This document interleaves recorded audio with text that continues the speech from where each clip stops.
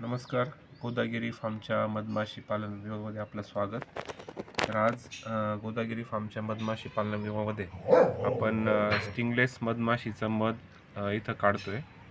तर स्टिंगलेस मधमाशी म्हणजे ही आपण त्याला ट्रायगोना म्हणतो.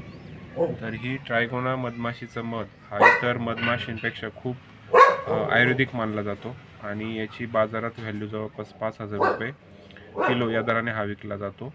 आणि ह्या मधाचं विशेषता म्हणजे ह्या ज्या मधमाशा आहे ह्या छोट्या फुलांमध्ये जाऊन हा मध गोळा करतात आणि अतिशय मेडिसिनली कॅन्सर ट्रीटमेंटमध्ये सुद्धा याचा वापर झाल्याचे काही रिसर्च समोर आलेले आहे. तर असा हा स्टिंगलेस हनीचा पूर्ण हा एक हनी चेंबर आहे. या हनी चेंबरमध्ये पूर्ण जवळपास एक पावशेरच्या आसपास मध हा जमा होत आहे.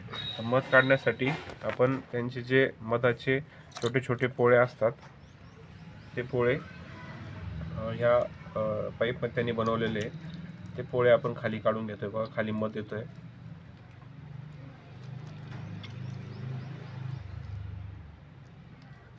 तर ज्या बाकीच्या ज्या मधमाशा असतात त्या षटकोनी आकाराच्या पोळ्यामध्ये मध साठवतात, पण ह्या ज्या मधमाशा आहेत या त्यांचा हा आता खाली पडेल बघा, हा त्यांचा जो वॅक्स आहे या वॅक्समध्ये ते मध साठवतात.